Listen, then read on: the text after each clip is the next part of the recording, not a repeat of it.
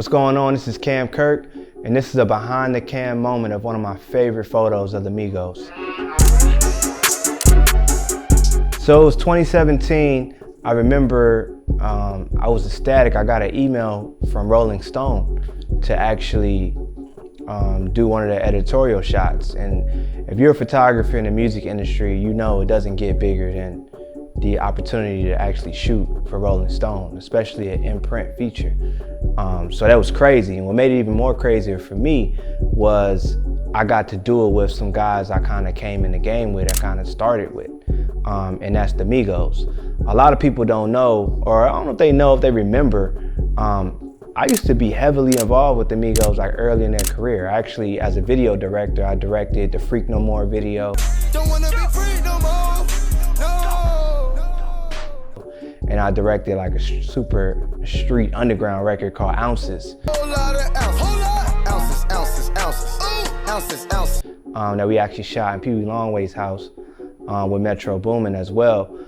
So it was really cool to now be at this point in my career and at the level that they were at in their career, this 2017, and to be able to link up again for an official photo shoot, you know, for Rolling Stone. So it was pretty crazy.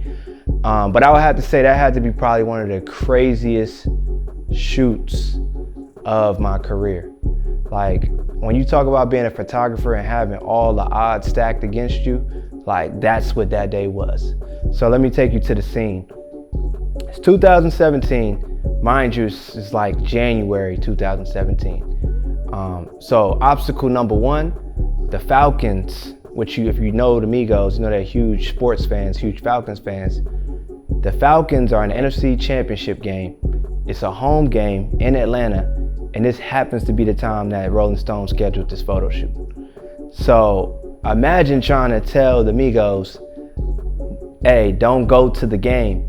You know, don't go to this NFC championship game where the Falcons on the verge of making history and come take some photos with me.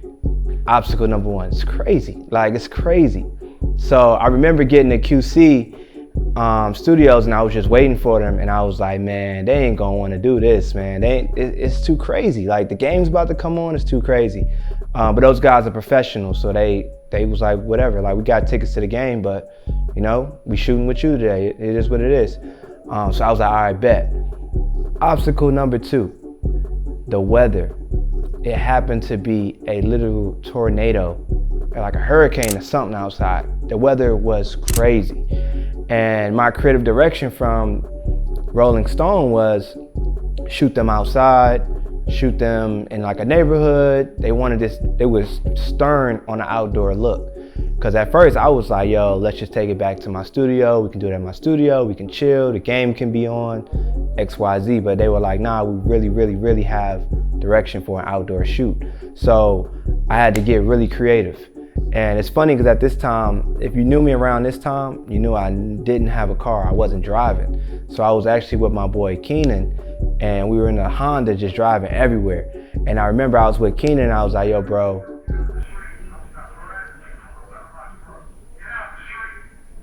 welcome to Kirk Studios. But I remember hitting Keenan like, yo, bro, I don't know what we're gonna do. It's raining outside, the game is on, so we got a short amount of time to keep their attention. And they don't wanna be in the rain, I know they don't. So what kind of idea can we kind of come up with on the fly? And this was like, literally, Bad and Bougie was the #1 song on the radio at this time. So this is like peak Migos. They're like on top of the world. And I remember just being like, man, Bad and Bougie, it's raining. They always weirdly comparing themselves to the Beatles. And I remember just like researching Beatles photos, like, man. And I came across this famous photo of the Beatles where they had the umbrella. And I think one of the artists was holding the umbrella and the other three were behind it. So I remember I pulled the picture up, I went to Takeoff and I was like, yo, this is what I'm thinking. What you guys think about this idea? We're gonna be in the rain anyway, so we might as well use the umbrella. And he was rocking with it, so I was like, all right, bet. I hopped in, me and Keenan hopped in a Honda, went to a few like gas stations or something trying to find some umbrellas, which was not that easy to find, but we found a couple umbrellas, found 3 umbrellas. We came back and I decided to do the shoot at the goat farm.